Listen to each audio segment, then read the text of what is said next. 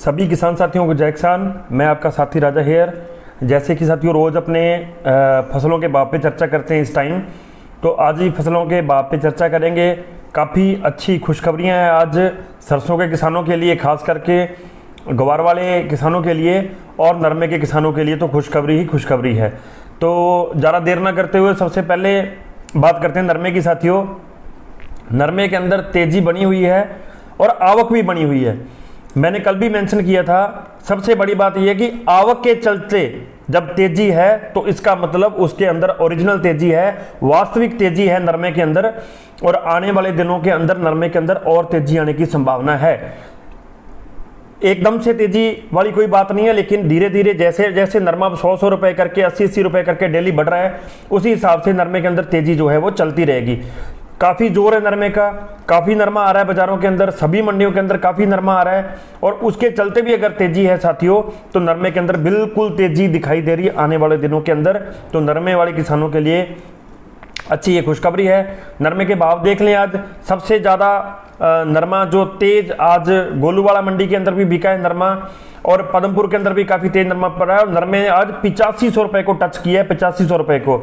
इतिहास के अंदर शायद बहुत ही बड़ा ये एक काम हुआ है कि नरमा 8500 को टच कर गया है। एलनाबाद के अंदर 7500 से 7950 रुपये नरमा बिका है। गंगानगर के अंदर 7800 रुपये से लेके 8290 रुपये तक नरमा बिका है। सूरतगढ़ के अंदर 8350 रुपये नरमा, संगरिया के अंदर 7800 से लेके 8100 रुपये, हनुमानगढ़ के अंदर 7800 से लेके 8100 रुपये, विजयनगर के अंदर 7700 से लेके 8330 रुपये तक नरमा बिका है, और रायसेनगर के अंदर 7000 से लेके 8200 रुपये, और पदमपुर मंडी के अंदर 7100 से लेके 8430 रुपये नरमा बिका है, और गोलू वाले के अंदर नरमा 8500 को पार टच किया है।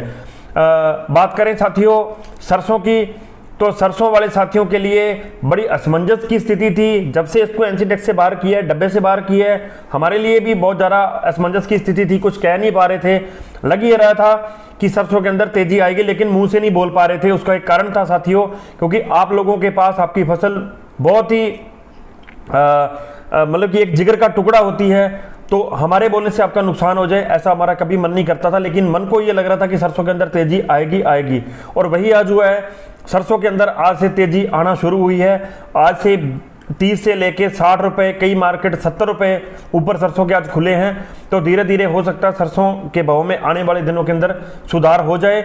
एकदम से सुधार नहीं हो सकता, ये बात तय है, धीरे धीरे तय होगा।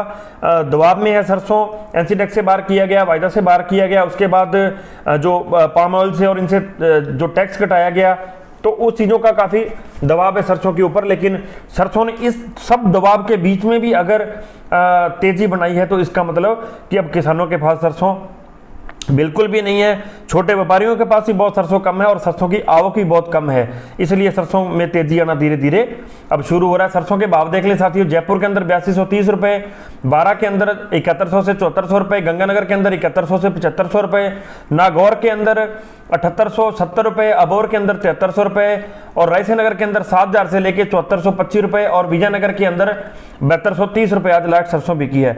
ग्वार की बात करें, थोड़ी सही लगातार 4 दिन से बोल रहा हूँ, थोड़ी थोड़ी तेजी आएगी, लेकिन ग्वार के अंदर तेजी आने की पूरी संभावना है, और ग्वार के अंदर तेजी आ रही है साथियों।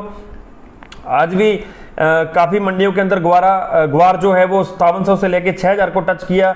खास करके हमारी विजयनगर मंडी के अंदर 6072 रुपये तक ग्वार गया, तो उसका भी काफ़ी पॉजिटिव रुख देखने का मिल रहा है ग्वार के अंदर भी। ग्वार के भाव की बात करें तो एलनाबाद के अंदर 5200 से 5550 रुपये, अबोर के अंदर 5100 से 5430 रुपये, गंगानगर के अंदर 5300 से 5791 रुपये, और विजयनगर के अंदर 5700 से लेके 6072 रुपये, ये एक पीक पॉइंट है। रायसेनगर के अंदर 5700 से लेके 6005 रुपये, और गैसिंगपुर के अंदर 5600 से लेके 5820 रुपये तक आज जो है ग्वार बिका है। और ग्वार के अंदर भी आने वाले दिनों में लग रहा है कि सुधार होने की काफ़ी गुंजाइश साथियों लग रही है। मूंग की बात करें तो मूंग के किसानों के लिए भी अच्छी खबर है, भाव अभी बने हुए हैं और भाव मेंटेन है, भाव वहीं रुके हुए हैं।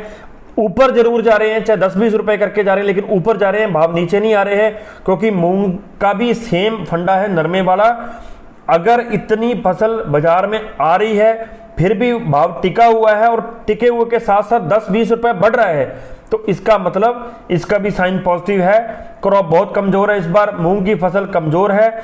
उस सब के चलते कुछ बेमौसम की जो बरसात हुई उस सब के चलते उम्मीद है कि आगे आने वाले दिनों के अंदर जैसे ही ये स्टार्ट होगा, एमएसपी पे खरीद स्टार्ट होगी, थोड़ी सही लेकिन स्टार्ट होगी, तो उसके बाद भी लग रहा है कि 200 से लेके 300 रुपए का और आगे फायदा मूंग के अंदर हो सकता है किसानों को प्रति क्विंटल।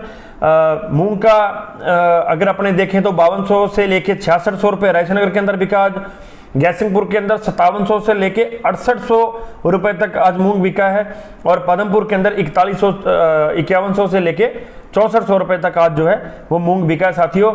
बासमती के अंदर भी तेजी बता रहे हैं, सोयाबीन के अंदर तेजी है। कल कुछ साथियों का फोन आया था कि सोयाबीन के बारे में जरूर बताया करो, तो सोयाबीन के साथियों के लिए बता दूं कि आने वाले दिनों के अंदर सोयाबीन के भावों के अंदर भी तेजी आ सकती है।